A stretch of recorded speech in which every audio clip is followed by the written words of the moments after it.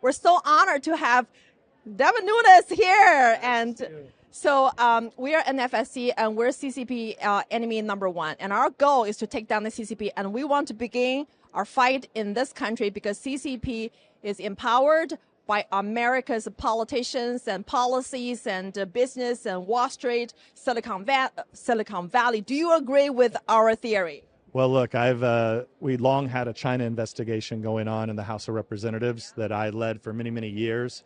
And I think the problem has just gotten worse. And it's unfortunate because the Chinese Communist Party now is really just a dictatorship. Yeah.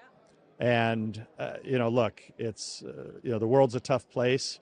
But we've done so much in this country, in the United States, to give away so many jobs and then become reliant on China. And now we're trying to claw that back. It's what the Republicans and especially during the Trump administration, we tried so hard to get so many of these jobs back to the United States, and it's tough to do. And, the CCP has successfully weaponized the U.S. federal government agencies. They got the FBI, the DOJ, the SEC, and the Southern District of New York. And the CCP's bioweapon lab in Wuhan got the funding from the U.S. taxpayers' dollar. I mean, we are taxpayers. We give money to the U.S. federal government agents to protect our liberty, life, and pursuit of happiness. We didn't expect this government to be helping and funding the CCP to destroy our freedom on the U.S. soil. Yeah, well, I think what, Fauci is being investigated by the Congress now since the Republicans took over. We had the first report that came out in 2021. The House Intelligence Committee Republicans put out a report that clearly showed that the circumstantial evidence said that all roads led back to China on the virus. I think there's real questions that Fauci needs to answer.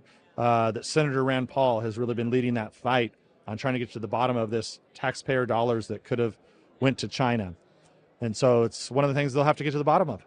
Yeah, and when you were serving in the Congress, Eric Swalwell, he slept with the CCP agent Fan Fan, and he was still in the House Intel Committee. It took years for him to be kicked out. Why it took so long? Well, because the Republicans took over. And I would say that it wasn't just that reason that he was kicked off the committee. It was really about that you had Schiff and Swalwell both that ran so many lies, so many fake news stories. They did so much damage to the Congress and to the Intelligence Committee specifically. And so now the Republicans took over, and Speaker McCarthy said, look, we just can't have this type of activity anymore.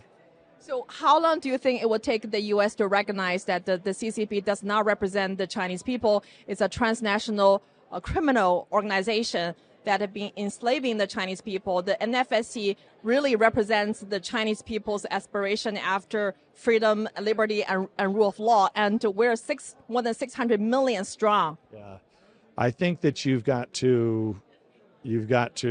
it's all going to take time. And I think the question is, whether or not can they, there's different trains of thought on this, whether or not the Chinese government, are they actually really strong financially, or are they really on a weak ground?